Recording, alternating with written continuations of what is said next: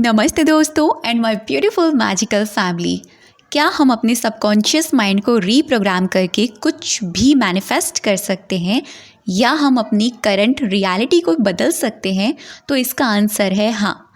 तो अगर इसका आंसर हाँ है तो हम अपने सबकॉन्शियस माइंड को कैसे रीप्रोग्राम करें ताकि वो हम जैसा सोचें हमारे साथ वैसी ही चीज़ें होनी शुरू हो जाएं। तो आज का वीडियो आपके लिए बहुत ही ज़्यादा अमेजिंग होने वाला है और आज मैं आपको बताने जा रही हूँ हमारे सबकॉन्शियस माइंड में हम उस प्लांट को, उस बीज को कैसे ग्रो करें, कैसे प्लांट करें ताकि वो जो हम अपनी लाइफ में मैनिफेस्ट करना चाहते हैं, जो हम अपनी सबकॉन्शियस माइंड को रीप्रोग्राम करना चाहते हैं, वो चीज़ें रियलिटी में बदल जाएं। तो आज मैं आपको बताने जा रही हूँ स्टेप बाय स्टेप इन चीज़ों को।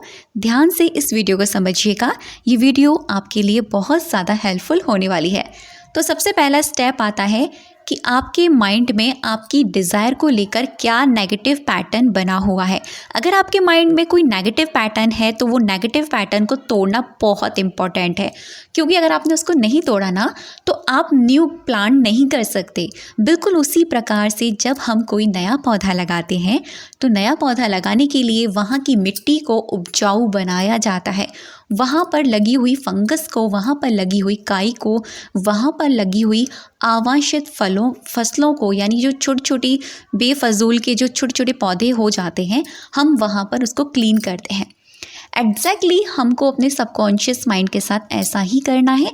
तो सबसे पहला स्टेप होता है अपने नेगेटिव पैटर्न्स को रिमूव कीजिए। सबसे पहला स्टेप, अब रिमूव कैसे करना है?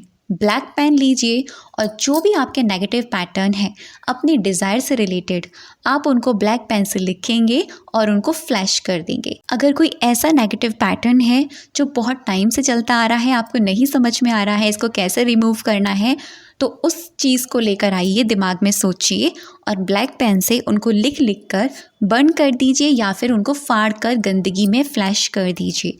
ये प्रोसेस आपको कंटिन्यू 1 वीक या 11 डेज़ तक आपको करना होता है। इससे क्या होगा, आपके माइंड में जो भी नेगेटिव पैटर्न चल रहे हैं वो धीरे धीरे रिलीज़ होने स्टार्ट हो जाएंगे। एग्जाम्पल में समझते हैं, रिश्तों को लेकर कोई नेगेटिव पैटर्न है कि भाई शादी सक्सेसफुल नहीं होती, अच्छे लोग नहीं मिल पाते हैं, अच्छे लोगों के साथ हमेशा बुरा होता है, तो ये नेगेटिव पैटर्न ना हमारे रिलेशनशिप में बहुत ज़्यादा प्रॉब्लम्स क्रिएट करते हैं।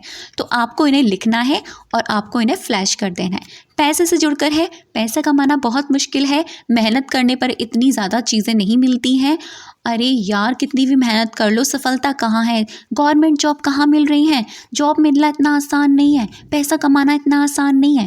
ये सारे नेगेटिव पैटर्न लिखिए और फ्लैश कर दीजिए। हेल्थ के मामले में है, अरे यार हेल्थ गेन करना इतना ज़्यादा आसान नहीं है, अरे यार मैं इतनी मोटी हूँ, कैसे ये चीज़ें रिलीज़ होंगी। तो जितने भी आपके नेगेटिव पैटर्न हैं सबको लिखिए स्टेप बाय स्टेप एंड उसके बाद में आप इनको रिलीज़ कीजिए। ये आपको 11 डेज़ तक करना है। अब सेकंड स्टेप आता है न्यू पैटर्न रीप्रोग्राम करने का। तो न्यू पैटर्न रीप्रोग्राम करने के लिए यहाँ पर मैं आपको 2 स्टेप बताने वाली हूँ। यह जो दोनों स्टेप हैं बहुत ही इम्पोर्टेंट हैं।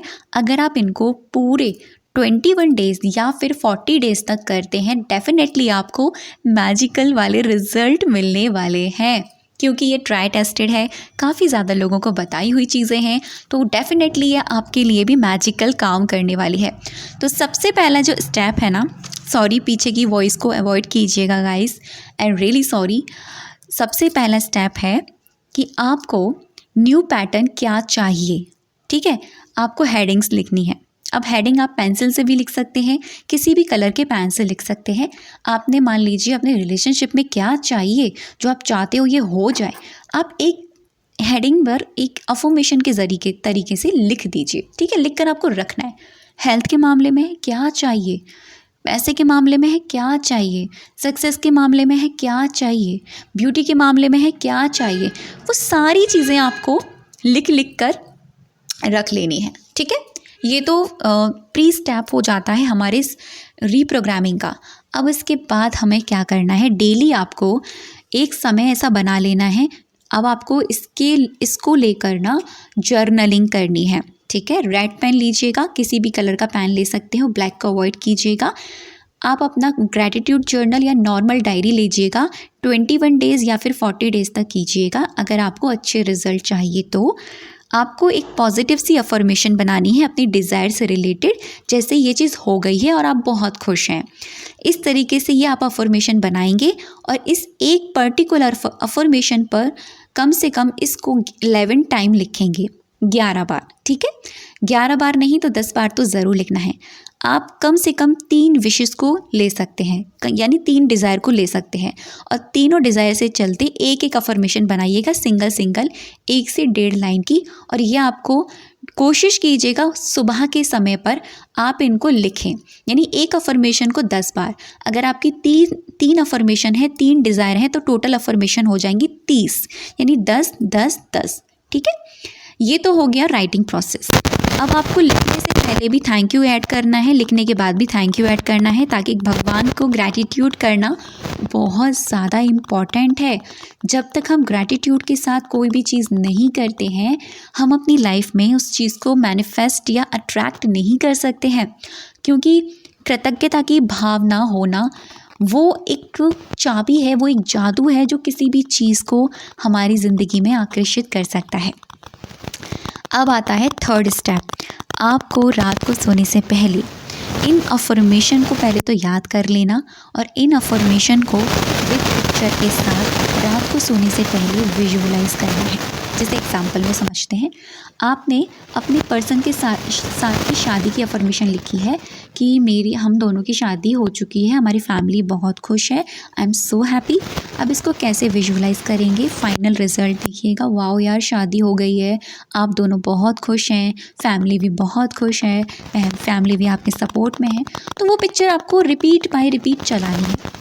पैसे के मामले में है, आप पैसा कमाना चाहते हैं, आपको सफलता चाहिए, आपको जॉब चाहिए, तो देखिए आप इस प्रकार के एक्शन ले पा रहे हैं, आपको ऐसी अपॉर्चुनिटी मिल रही है, आपको ऐसे मौके मिल रहे हैं जिससे कि आप बार बार डे बाय डे इंटरव्यूज़ देने जा रहे हैं, आपकी इनकम अच्छी हो गई है, आपकी इनकम ऑफ सोर्सेस अच्छे हो गए हैं। ये सब कुछ आपको विजुअलाइज़ करना है। ठीक है, एंड उसके बाद में जब आप ये विजुअलाइज़ करें, ऐसे करें चाहे आप 2 मिनट के लिए करें। ठीक है, ध्यान से समझिएगा, क्योंकि लोग पता है क्या करते हैं, गलती एक मिस्टेक कर देते हैं, वो स्क्रिप्टिंग भी करते हैं 2-2 3-3 पेजेस की, बट उसमें फीलिंग्स ऐड नहीं करते हैं।